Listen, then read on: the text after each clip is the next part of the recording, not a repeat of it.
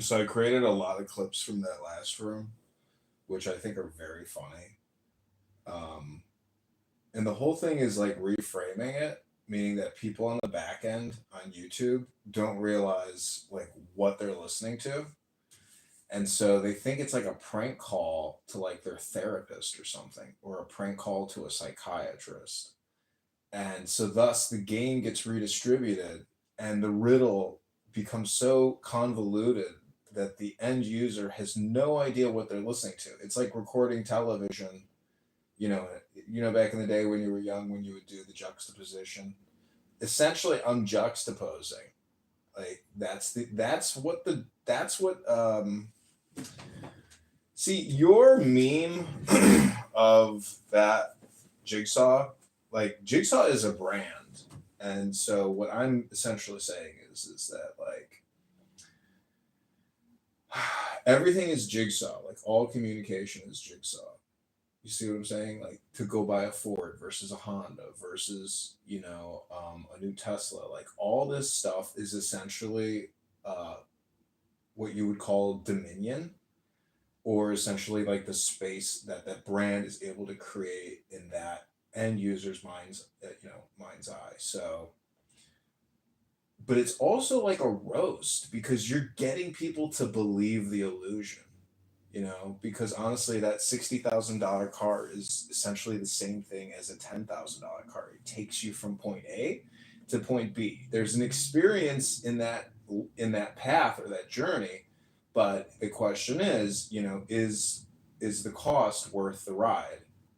And it's different for every person. I mean, it's all dependent on all these variables, but nonetheless, the brand marketer and the company and manufacturer has to compete for that space in the mind's eye of that consumer segment. So this is just like one way of analyzing what people are doing with their god talk, because everybody's trying to get you to buy a different brand on this app with their communication. And so from a recorder's perspective, or somebody doing some type of psychological insight research, or creating, as that former speaker said, um, scientific, or essentially modeling, or social experiences, or social entrapment, or social how did he put it, social what, do you remember? Social experimentation, I think, essentially. So that's like, but that's what the jigsaw does, right? I mean, because the whole thing about that movie is putting people in these double-edged sword things where they can't admit that they were in the wrong, and this like mastermind is able to give everybody the perfect catch 22, where it's like they can't admit they're a hypocrite and a horrible person, and it's that's why people like it, because it really does deal with everybody else and their lives, and how they're trying to figure out the answer to these riddles or complex puzzles called life. So I salute you. And that other guy from the Talking Apes rooms, he saluted you. He's like, yeah, your brand is, it's good here. It's a good thing. It's because you're creating catharsis space for people. There's a lot, like, people are so highly indoctrinated. It's unbelievable. But yet, they're not only they're highly indoctrinated, but they're also engaging in extreme behavior on, off of this app. So, I don't know, people, use drugs, they go to strip clubs, they have sex with prostitutes, and, that's not a projection. I don't have sex with prostitutes unless, beautiful girls from Hinge are actually prostitutes. Just kidding. Everything is comedy until it's not comedy, and then it's real life again, and you're like, oh, I can't live stream this part of my life because this isn't supposed to be comedy. So this was 16 minutes ago, and it has 574 views already. I'm telling you, this is actually working, Dr. Benji. Listen to this. My bad. Hang on the phone for 1 second.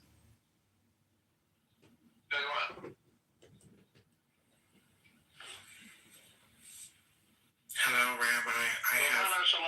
Rabbi Shalom, good Shabbos. I've got a question. I need your help, Dr. Rabbi. What should I do? I'm hungry, and I'm contemplating going to get a cheeseburger for lunch. It's not kosher and it's Shabbos. What should I do?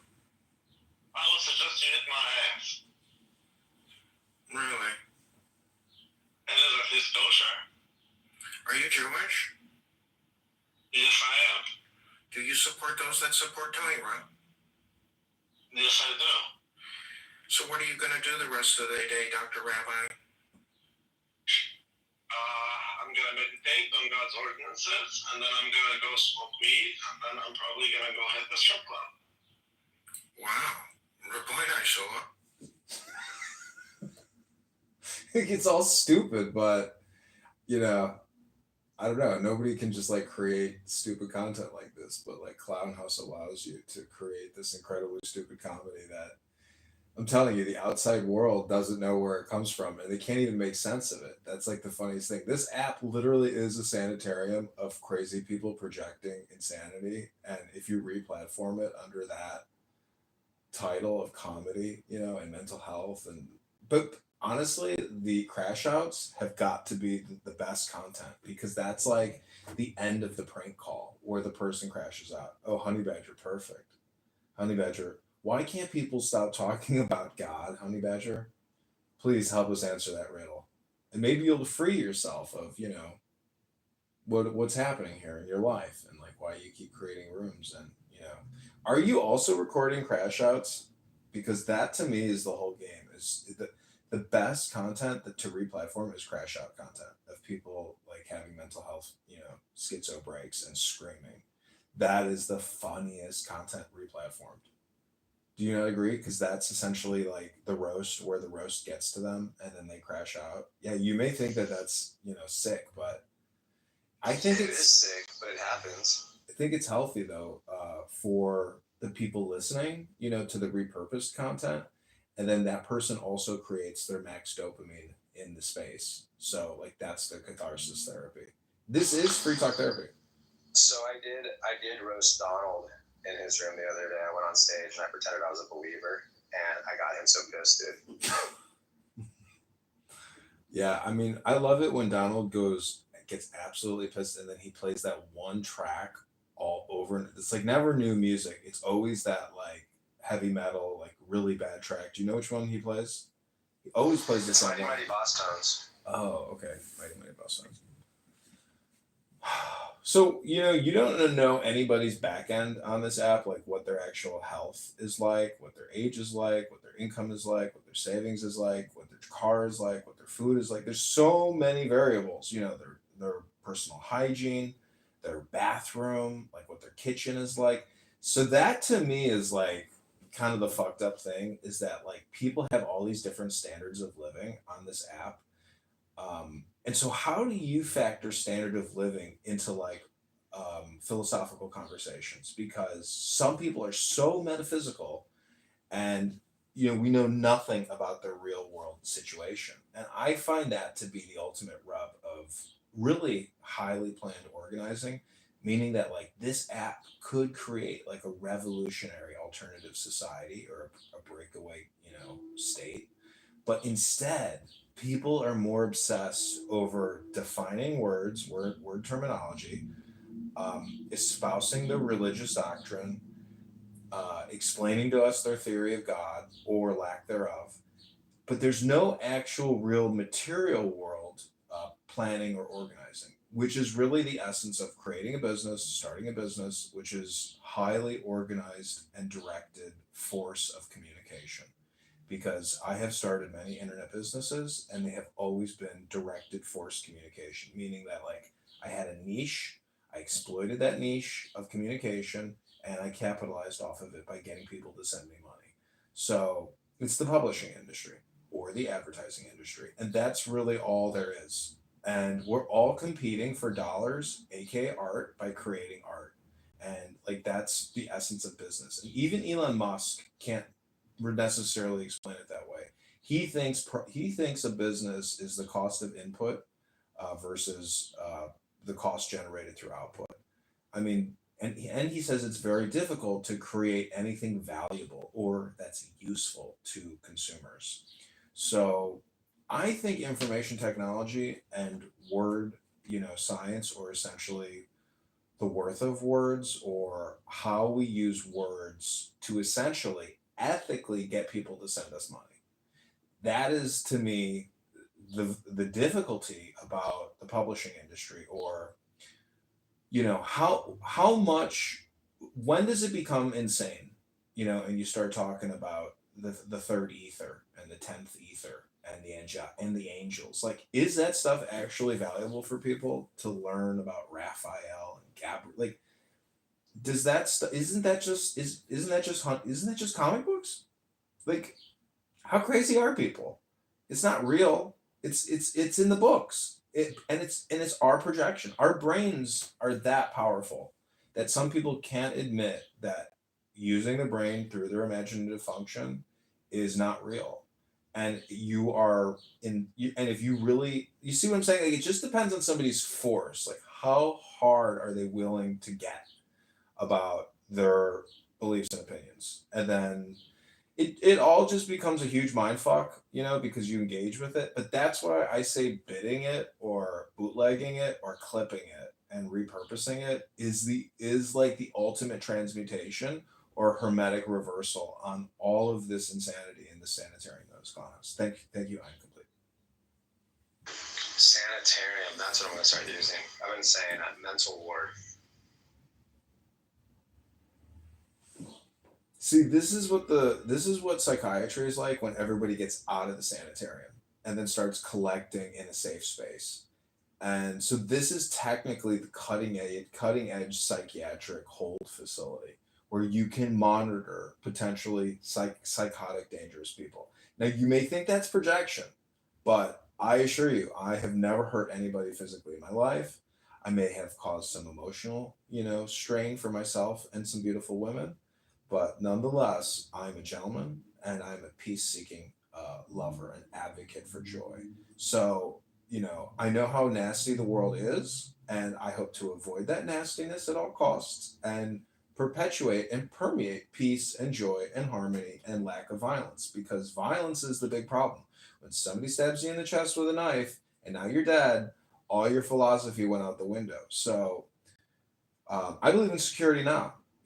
I believe in laws and the vigorous enforcement of laws. And I believe that con artists and scammers and fraudsters that legally do it by actually reporting the income, they still too should be arrested and prosecuted and charged. Like, we got to do some crawl back here, ladies. Scratch back. We got to get some money back. That's all I'm saying.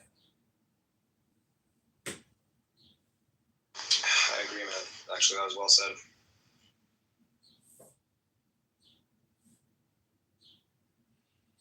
But again, Benji over here, he's just an observer. He doesn't have an opinion. He ain't talking about his opinion. He's just watching and listening and, trying to figure out why people can't stop talking about God.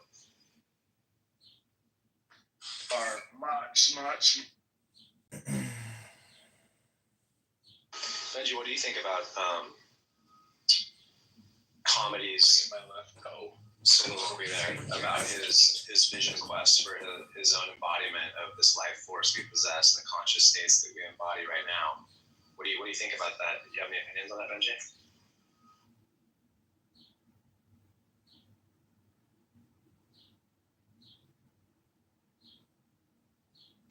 Just good luck and happy St. Patrick's Day. Is that what you're trying to see? This is why Honey Badger, the quest for God and the ultimate realization of truths and all the spiritual mumbo jumbo stuff ultimately becomes a comedy, because it's just so laughable and so hilarious. I mean, when you see Alan Watts on a stage with a whiskey in one hand and a joint in the other, and he's telling everybody he's God and he's laughing, like, it just becomes a performative art and it becomes a stage show, and it's a hypnosis communication. And that's what people are trying to do on this app. I mean, I don't want to recreate the experience, but what I'm trying to do really is bit it up and repurpose it, juxtapose it, and create more riddles, just like the riddle master here, for people on the outside of the inside joke. And that is one way that you can create something useful for people, because they're not in on the inside joke. And so thus they know there's a mystery or some type of secret that they're unaware of. And that is essentially the truth that meant that so many people on this app are unaware of a conspiracy or a secret philosophy, which is really the philosophy of nothing, which is the essence of Zen or even Seinfeld or Three Stooges. It's just comedy. You see what I'm saying? So a really well developed sense of humor is actually very philosophically, psychologically advanced in development. Like all think of all the brilliant comedians, they're so multi-purpose, multifaceted, so mercurial. They can transmute any opportunity into comedy. And just think of a heckler in an audience. That's why I say all communication is hypnosis. Also, all communication is comedy. The smart people choose comedy because it releases a lot of the pressure. And as you know, there's a lot of communication pressure buildup on this app. It's a lot of road ragers. Fuck, I thought it was because you're Jewish. Wow, that was really good, man. It's funny. Say something else. Dude, high level.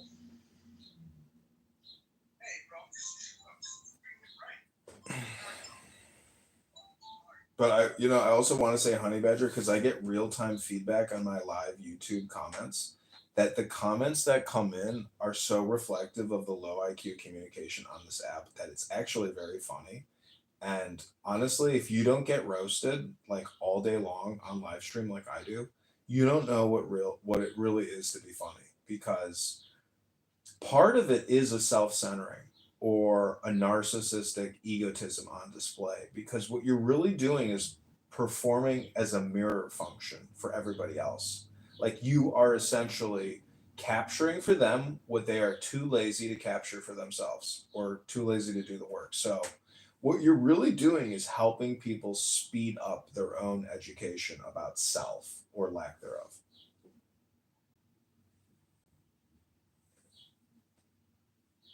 But only if you actually capture it and give them the feedback because this is like a public speaking training seminar, and after you leave you'll get 10 videos of you talking, and this is what you've never been able to do for yourself because you're too narcissistic and self-centered to analyze your communication. So I'm not talking to you personally, I'm talking to like general clownhouse theory. Thank you. Well, even with myself, that's what I was actually saying in the room the other day. Is that if anything, because I've thought about what you said about commoditizing and all this stuff and how to do it and how to get content and all the things, and if I want to even produce that much and all that shit, and if anyone does or should, or if it's worth it, all of it. I've thought about all of it, and I was just like, you know what? If anything, I got to walk away from this just learning about how much I say or don't in a sentence, and how I'm received, my rhythm, all that. Like, if anything, it's like a training, like you said. Yeah. It is public speaking training, and any kind of conference call you have with coworkers or in like a meeting with multiple people, your tone, your intonation, your demeanor, your personality, your vocal inflection, everything is hyper analyzed. And this really is the social super uber training seminar that everybody really does want and need. And as American speakers, we spent a lot of time with ESLs overseas, essentially getting free English communication training from us. The lemons, the slaves of this abyss. But the thing about the abyss and hell is this is where, it is like the Matrix. It's like a hologram where you can come here to create. And no one here is capturing their creations or exporting it. So, as a comedian, I feel like that is the primary role of the comedian is to capture and export the comedy.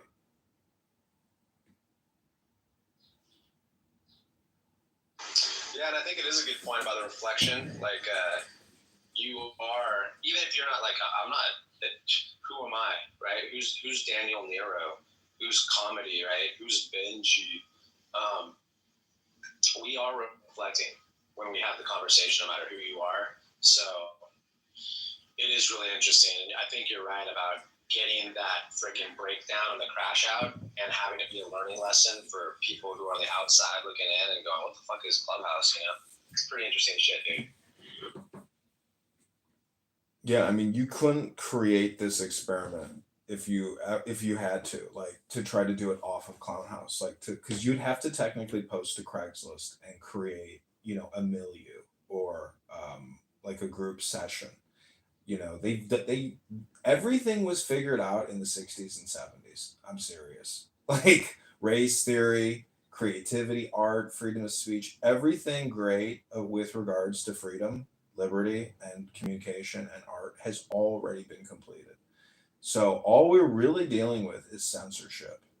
Um, and it's still out there, but Elon Musk, in my opinion, has recreated an artistic renaissance. Like, he has freed us to record the worst takes, the most racist, stupid people, and repurpose them in the frame of comedy. And it's just amazing how you can reframe communication.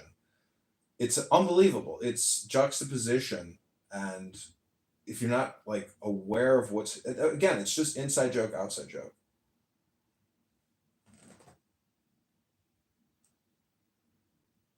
Welcome, Dr. Nero.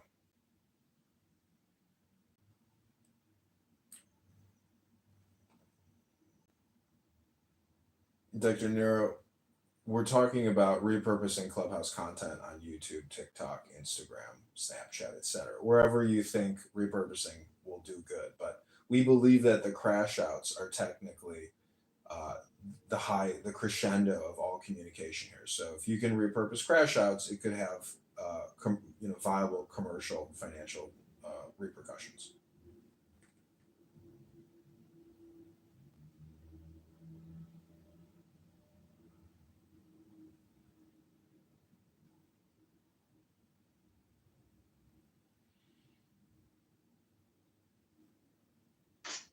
I mean, so like, if anything, it's like, how Donald used to be featured on some producers' YouTube videos because he would crash out, and then he started using his room titles to indicate that somehow it was tied to that, and he'd like say for YouTube videos or something on his titles.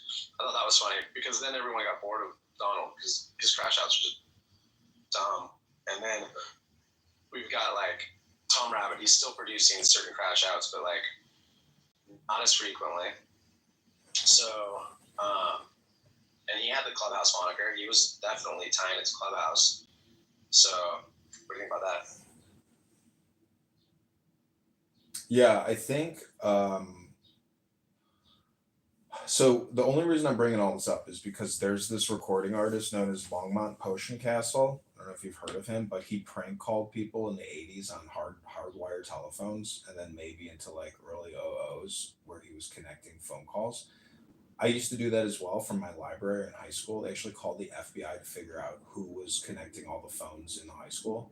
But the point is, it's just recording people. It's like a crazy person having a conversation with a crazy person, and then recording the other person crashing out for the enjoyment of the audience. It's a prank call show. Is it? What is it? Longmont what?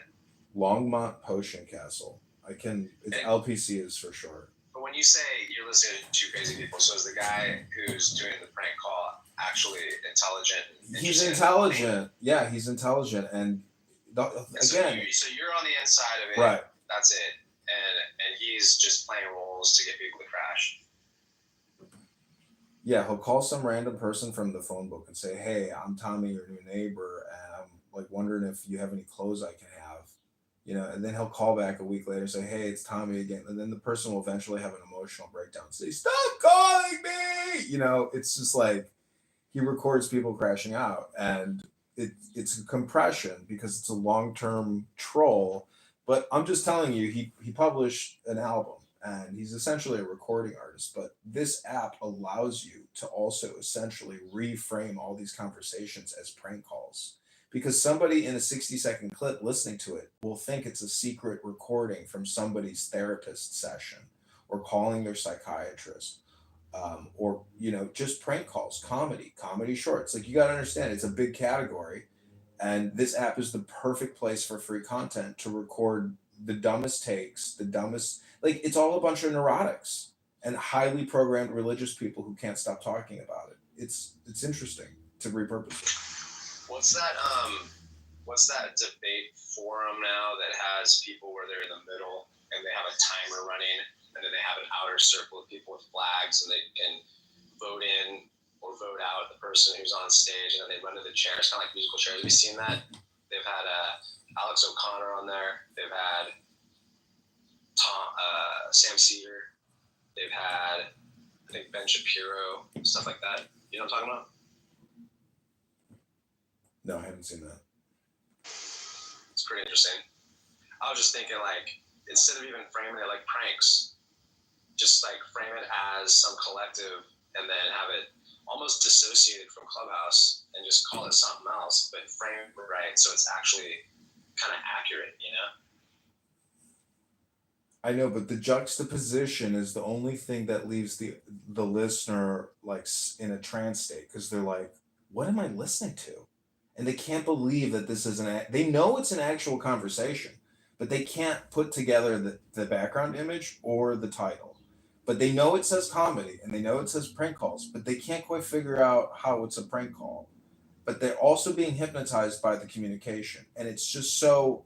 What it is absurdist comedy. It's absurd. This app is essentially absurdist comedy, but all of these hyper religious, dogmatic, insane people on this app don't realize that what they're doing to themselves is the joke. Like, they're their own worst enemy. It's very funny to listen to and record, essentially neurotic people.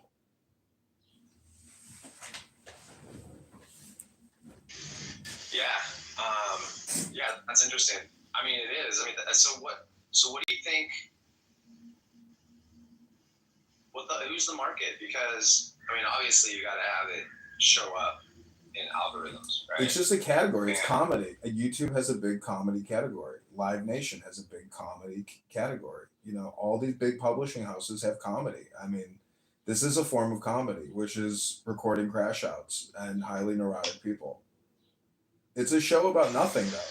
It's just Do you think more that's nothing. why, do you think that's why Tom Rabbit doesn't get as many hits, because he's under something more like philosophy and religion or some shit? I mean, the categories, see, comedy, it just envelops all categories.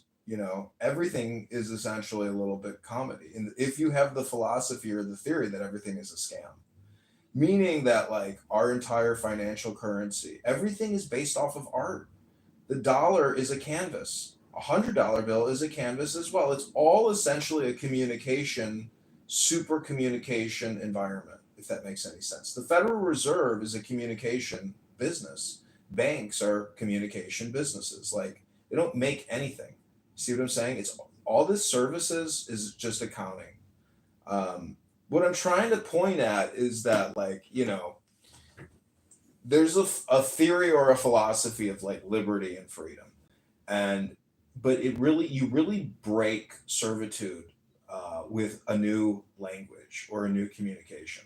So all this has to do with is like a self-actualization trolling or enlightenment trolling. And that's, to me, that's the point of doing this, is to help people get past their communication, which is what's really holding them back. King, how do you feel about the title? Speak to it. I'm just listening for now. What's the topic, sir? Look at the title. Speak to it. Because God is the most important thing, or divinity anyway, is the most important thing for, like, mankind. Like, is he eternal? Irrelevant to what I'm trying to say. But anyway, is he forever? Mind your business, my guy. No, we're trying to figure out what. Shut up, let me finish my point. Wait, what? Shut up. Why are you so mean, dude? Let me finish my point. You're interrupting whilst I'm speaking, to be respectful. Anyway, as I was saying, do you get me? People always aim to reach divinity in some shape or form. We look for something greater than us, whether it's God, whether it's something outside of us, whether it's inside of us. So, and because of that, we're constantly going to talk about him. But obviously, there's established realms regarding God: Christianity, Islam, Hinduism, whatever that might be. So we like to align ourselves to groups and spaces. So that's why we can't ever stop talking about God, because one, it gives us hope of being greater than we are, and it's something that we can also achieve and strive towards to become, once again, greater than we are, and we can connect to something bigger than us. So yeah, that's why. But yeah, thanks. Come. Thank you so much for that. That was very insightful, King.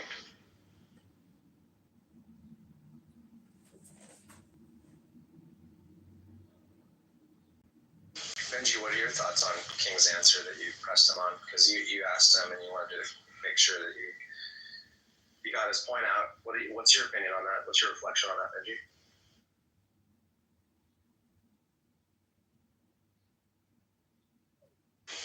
Just happy St. Patrick's Day again and good luck.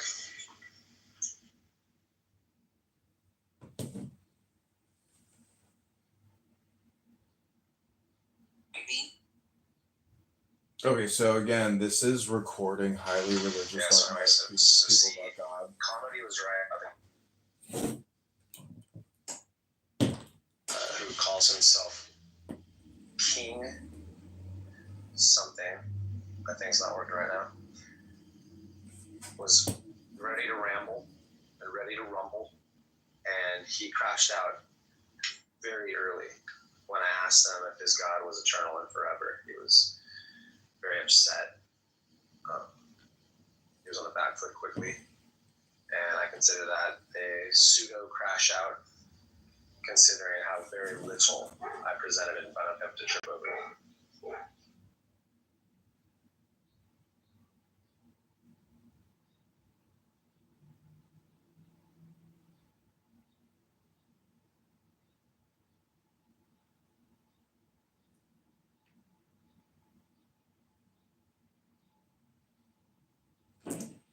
So let me ask you a question about language, meaning that like if you're not a native English speaker, but yet you're highly educated in English Christian, theology, do you think that that toxic combination is what creates the aggressive attitude in these non-native English speakers on this app? I think a lot of religious people are super defensive because they know deep down that it's all bullshit.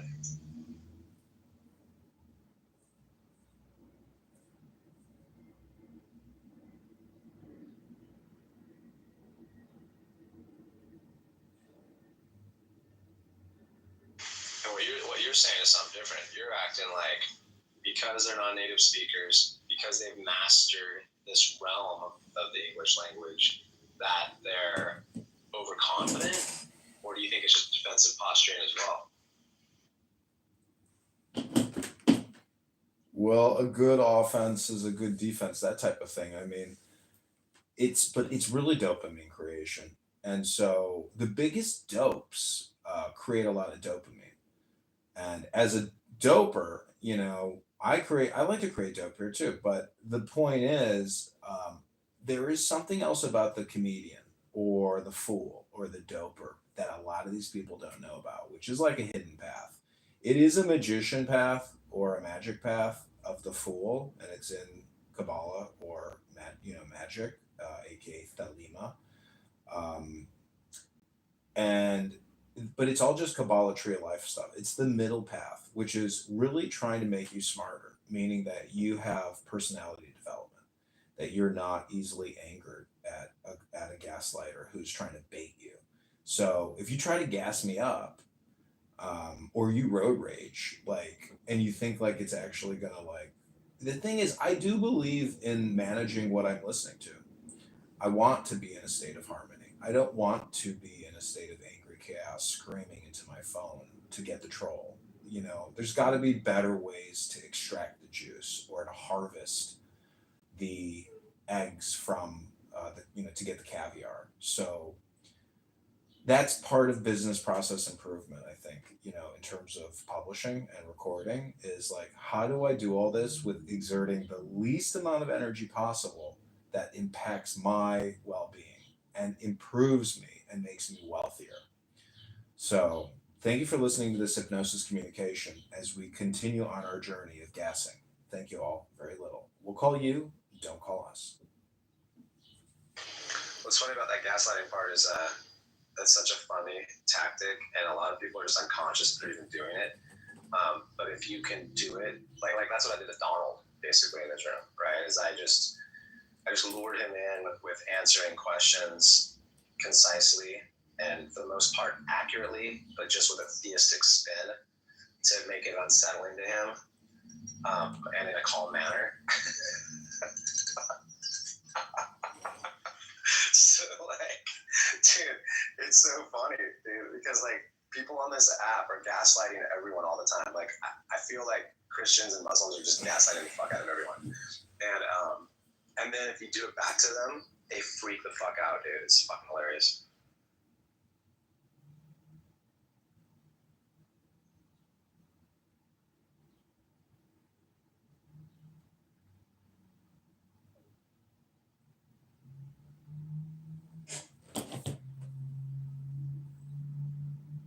I think some of the most, this is why I deal with the religious people, dude. You know why? Because it's the only realm of discourse that these people will say this shit, right? And you just repeat back to them, like you said, reflection. Like I just literally ask them questions. I try to get to the root of the issue. I ask for clarification. I try to steelman them. I try to tell them what they said to me in different words so like we can agree on whatever. I ask for definitions. Like I feel like I'm very, very fair in these conversations, and they just hate my style. So instead of being honest and realizing that they're fucking up and burying themselves and roasting themselves, they try to pick on me because I'm condescending or some shit, you know? King, do you agree with that statement? Not necessarily. I just think like he presents to say that like that's what he does, but he just comes and condescends from the beginning. He doesn't try to get what you're trying to say. He's already kind of made like his options based on kind of what his ideas or what theists are going to say, or based on his experience of theists and XYZ. He's rude, respectfully obnoxious. You know what I'm saying? But wait, again, can I interrupt you real quick and just? No. I'll be done in a sec, but yeah. But he's allowed to be himself. You know what I'm saying? But yeah, he's just rude, but it's okay. Sometimes it's okay to be rude sometimes, you know what I'm saying? Go ahead, comedy. Okay, so my question for Honey Badger would be: is can you do an experiment where? Can you do an experiment, Honey Badger, where you go into a fresh set with a guy like King or a guy like Benji or anybody for that matter? If you go into a fresh set, can you actually go through like, let's say it even took you an hour, but you did the experiment where you actually came off as inquisitive and genuine. And so what you do is you go for the real long troll. And then after you repeat back everything you said to them and you record it, then you ask them to listen to the playback. Would they be able to listen to themselves? No, that's your answer. They would not re-listen to everything they just said because they would come to the conclusion that everything they just said is superficial, low IQ, and imaginative. And it's really just rhetoric. So people don't understand the communication circuit, essentially. And what they're doing is trying to expand their large language model or their vocabulary. That's all that's really happening here. And so if you want to look at how to enhance the ghost in the machine, you do have to put more words into that genie box. Otherwise, you can't have the concept. So language communication technology and word analysis, this is what these people are technically trying to do. And as a native English speaker, it's our job to help educate these low IQ hypnotists who are trying to increase their public speaking power or hypnotic power. They're looking for communication technology, but they're unaware of what they're actually doing. That's my thesis. That's really interesting, dude. That's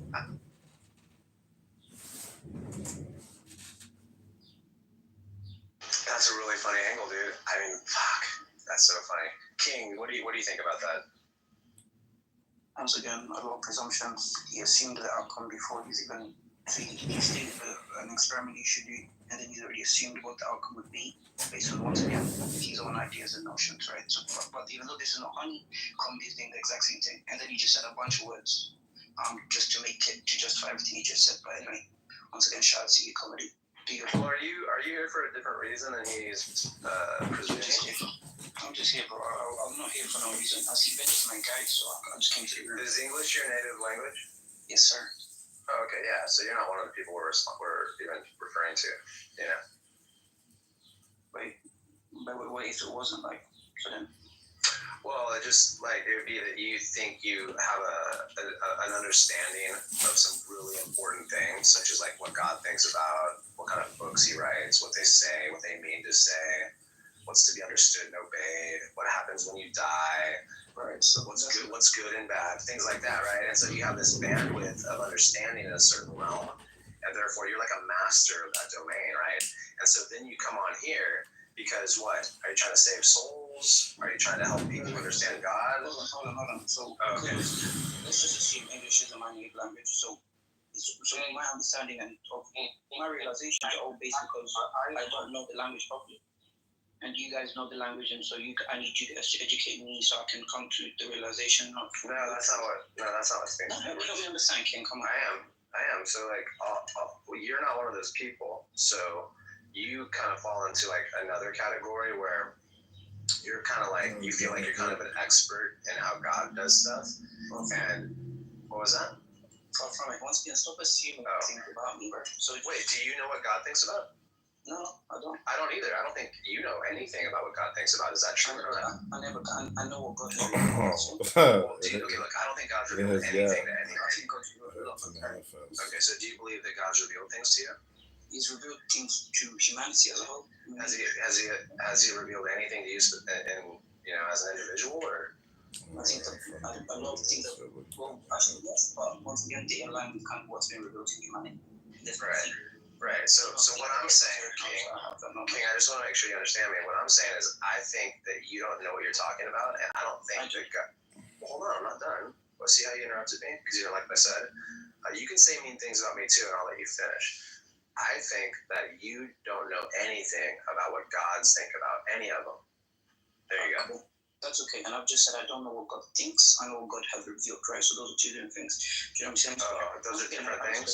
Yeah. God so what God reveals is not what He thinks about? I'm not in God's mind, right? I don't even know what you're thinking. Wait, you're not in God's mind? No, not at all, but I know what it sounds like. You're not at all in God's mind? You thought that I thought for one instance that you were? No, why did you say that to me? As if like you thought I didn't know that. Anyway, irrelevant to the point. Okay, I think it's relevant too. That's why I'm asking you why you brought that up. Once again, what you're saying. Yeah, okay. But I know what God has revealed. Yeah, you know. I know what God has revealed. Right. Yeah, you know stuff. Yeah. Come on, I never claim to know what God thinks. So don't. Look, it's okay. Assumptions. Just like. Take me for what I present. You know what I'm saying? I am. No, you're not, because you assume saying which were incorrect, right? So okay, yeah, well, this is what I'm trying to understand you. That's okay. It's okay. I'll correct myself when it's time. Appreciate that. Yeah, for sure. When it's time to correct myself, I will change what I think. So I don't need you to change what you think. Just don't assume. Well, I think that you are full of shit. That's so. And yeah. You're entitled to your opinion. I know. So I shouldn't change my opinion, right? Because you haven't demonstrated that it's time to change my opinion. I never asked you to change your opinion. Okay, great. Okay, but you said to correct myself, and I'm not going to correct myself because I think it's bullshit. Yeah, I don't think you know anything about what God thinks about. That's okay. I never claimed it. Once again, you're running with something I never claimed. So that's okay. But once again, your presumptions about theists, you assume we've said that we know what God thinks. We all know what God has revealed. That's what theists do. God does have a role he shouldn't do, right? Made in his image, right? So you stop talking when I stop talking? Is that right? Ash was speaking, so. I couldn't even hear Ash. Yeah. Sorry, honey. Go on. Well, what did you say? Go ahead. I was asking you, is he a Muslim? No, I'm not. Does your God has a brain? I hope so. I assume so. Oh, you think so? Once again, God's not human, right? That's not be me anthropomorphic. So then he doesn't have a brain? I don't know. God isn't. You just said he's not a human. He's not a human being. Oh, is he maybe a squirrel? Because squirrels have brains. Anyway, I'm speaking to Ash anyway. Why'd you have to? Well, what's your what are you not getting? He's not a human being. He's not. Okay, then just say no. He doesn't have a fucking brain, dude. What's wrong with you? No. I can't say no. Oh, okay. So just because it hurts you now. You think that God might have a fucking brain, dude? Are you on crack? God has. If he does have a brain, it doesn't look. It's not like anything that we know. Then why are you even acting like he might have one? Because he could have one. Do you know? He could have one. Is it nothing like we don't know? You know? Dude, you just said, yeah, I know God does not have a brain. Yes, I know for a fact that God does not have a brain. Yeah. Okay. Cool. Yeah, for a fucking fact, dude. Yeah, for a fact. I know for a fucking fact that God does not have a brain. You know how I know that? You know how I know that? Do you know how I know that? Yeah. Okay, good. Thanks. I feel like you have Tourette's or something. Like you just spurred out, dude. Like It's okay. you just. It's okay. You have your feelings. Okay. Yeah. So, you think God might have a brain? Is that That's it? okay. That's okay. See, Dr. Honey Badger, I think this is where dopamine creation comes in. And it's not, see, the things I know you're not taking this personally because you know this is comedy and philosophy mixed into one.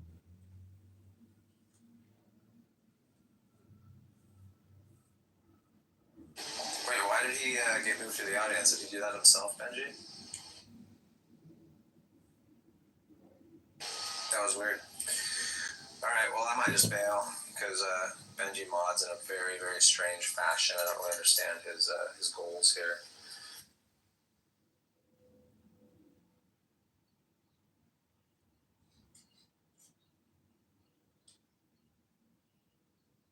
So this room is called Why Can't People Stop Talking About God?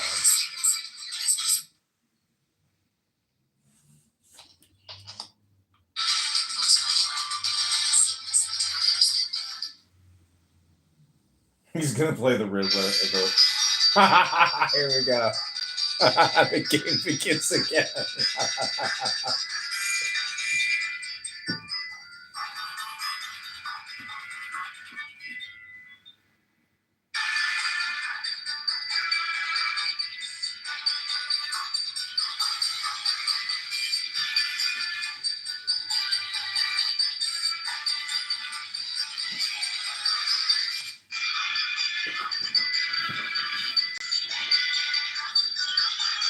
That's in a very, very strange.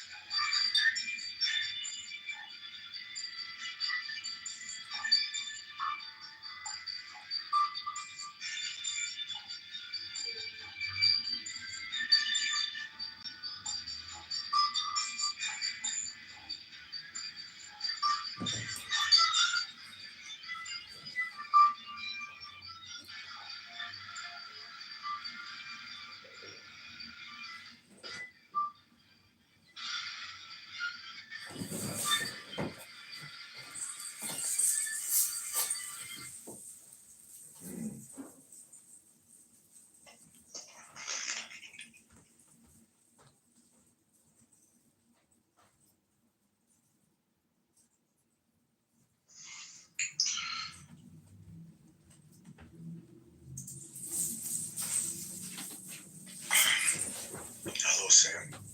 Hello. How do you feel about the title? I think they can't stop talking about it because, like most of the world's, either there's an afterlife and the meaning, like the purpose of life that we can discover. That's really important to know. But suppose it's not true. Suppose atheism's right. When you got billions of people that are deluded, and that's interesting. So it's kind of like either way, it's kind of relevant. Frank, do you agree with that statement? No, I don't agree. Speak a little louder. We can't hear you that well. Maybe I can.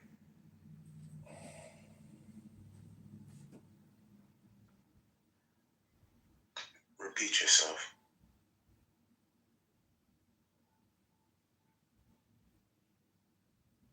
Don't be afraid, Frank. Sam is a good guy. Okay. Kate, do you agree with the atheist statement he just put on? I'm sorry, what was his statement? Repeat yourself, Sam. I said that God, people can't stop talking about God because either there's a creator of the universe that, is telling us how to live our lives and giving us information about the afterlife. That's very important. So if the theists are right, it's really important. And if the atheists are right, then it means that billions of people are sort of deluding themselves. And that itself is pretty interesting. So it's like either way is kind of important. Yeah, I agree with the statement. Okay. Frank, why did you disagree?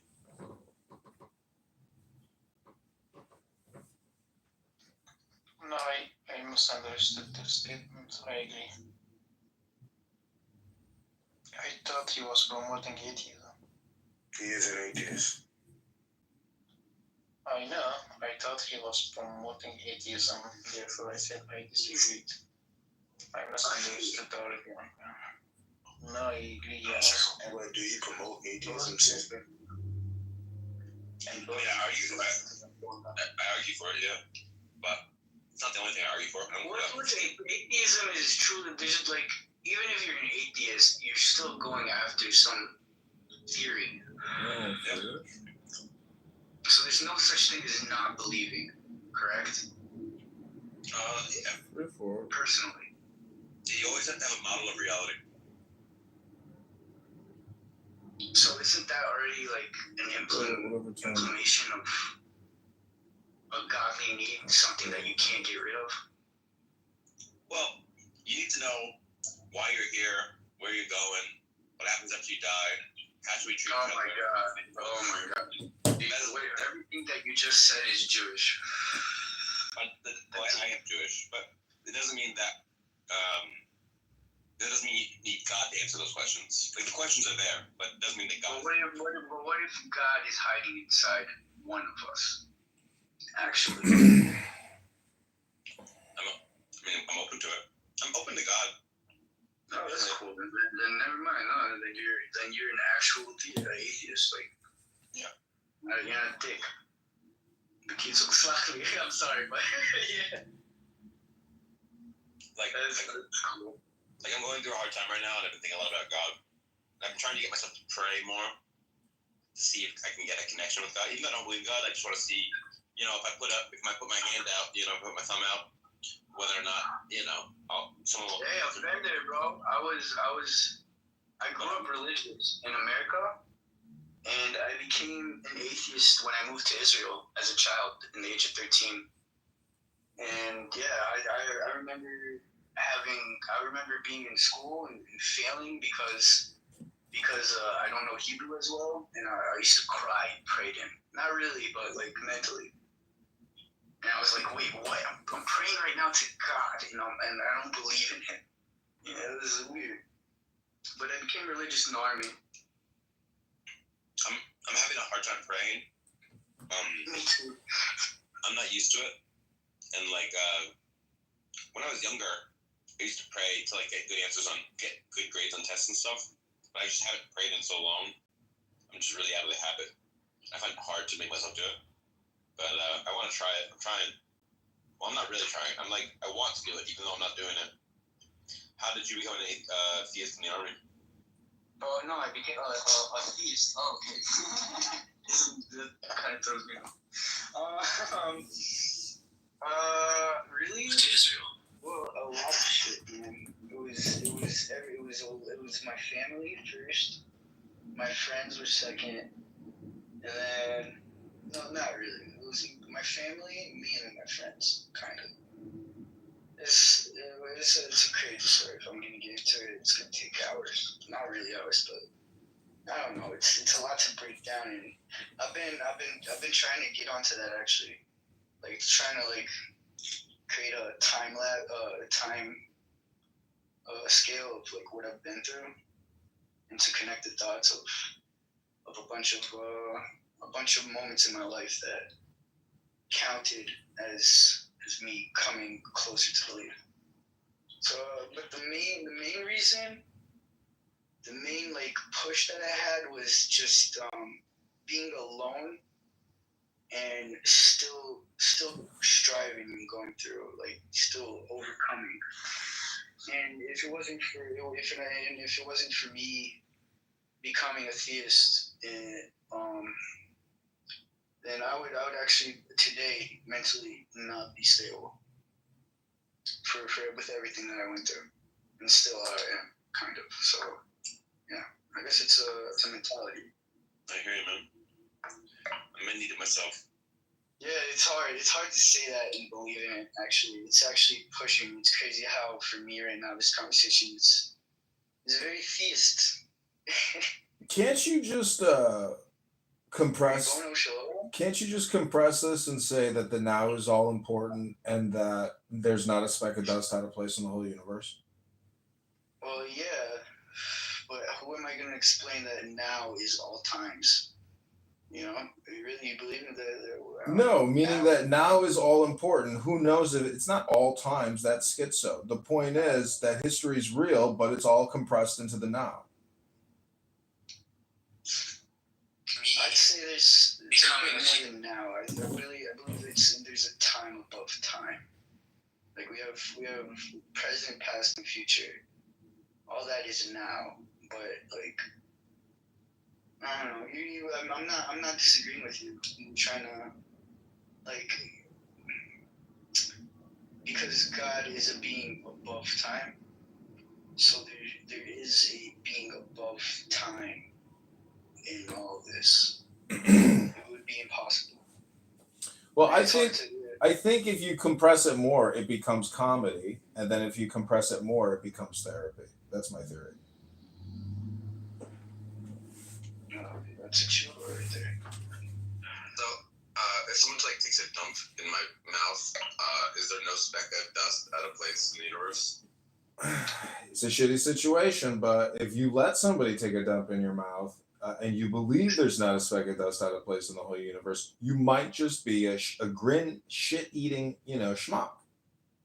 What the fuck? I wasn't listening, and now we're talking about shitting in each other's mouths. Yeah. I mean, it's comedy, It just depends. It's not your cup of tea. Oh, what happened? You kicked it. Why would you do that? I mean, I like to say. Young is young. Wait. So what I'm trying to get at is it's just the idea that there's nothing out of place in this universe. It's like there's a lot of bad stuff in this universe. It's hard to say that this one is. There's nothing wrong.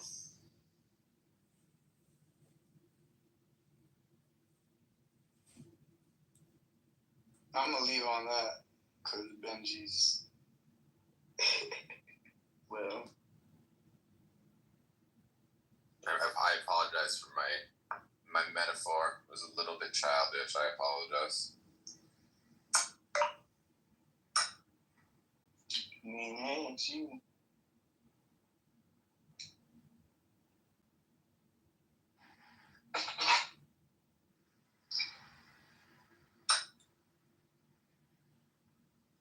Let comedy back up on stage.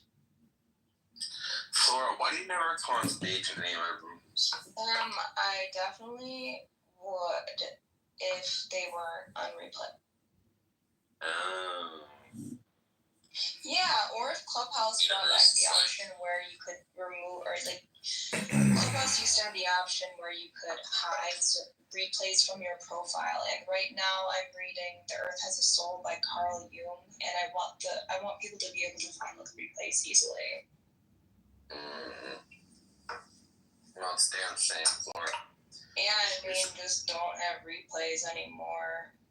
You guys don't. Why do you guys have replays anyway? Well, sometimes I have some really interesting conversations with people that I don't want to it's better that they exist, they're recorded than they're not. But they could also just be ephemeral, like conversations with people in real life. Well, I think that it's good. I think people should take more pictures of their life. Yeah, obviously,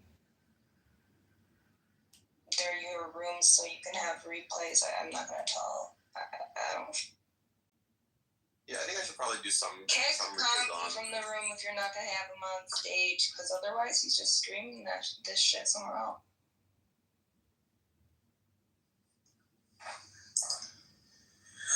We should probably have some rooms with replays on and off. I should consider that. I think that if you didn't have replays on, more people would join stages that otherwise wouldn't. Yeah. The problem is, I'm supposed to have a fucking really good conversation with someone about something really deep.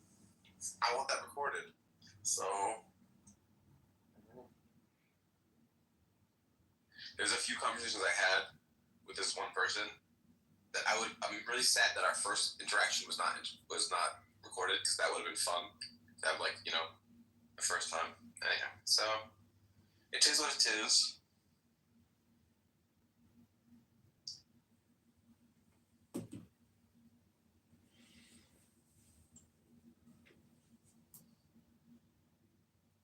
Sebastian, how do you feel about the title? Wow, it's because I'm a woman. That's why you didn't ask. Yeah, sorry, I was just sending a message. How do I feel about it?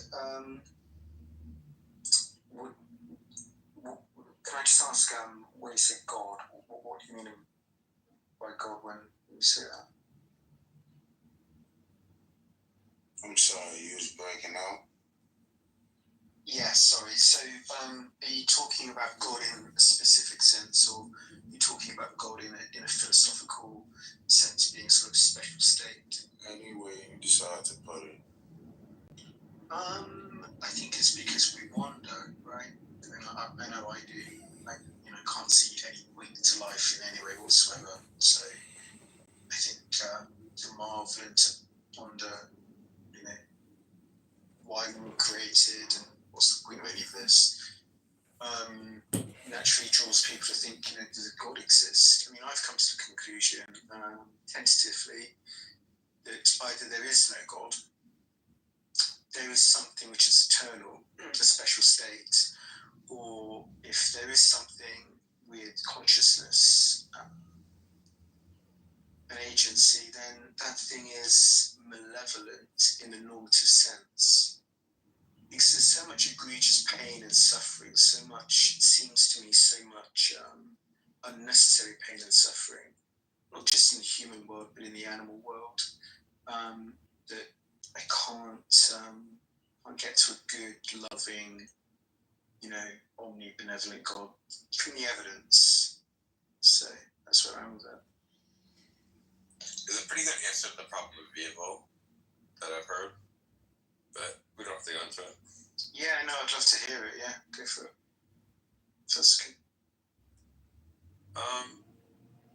Just God makes all the universes that are good. So he makes, like, all the heaven worlds that are, like, good, But he also makes this world because it's good. And that, like, he doesn't make any worlds where it's not so bad that it shouldn't exist. Because I don't know if you would say about this universe that it's so bad that it should exist. As in, like, if I had a button to press to destroy this universe, I don't think you would think that I should press it. So you think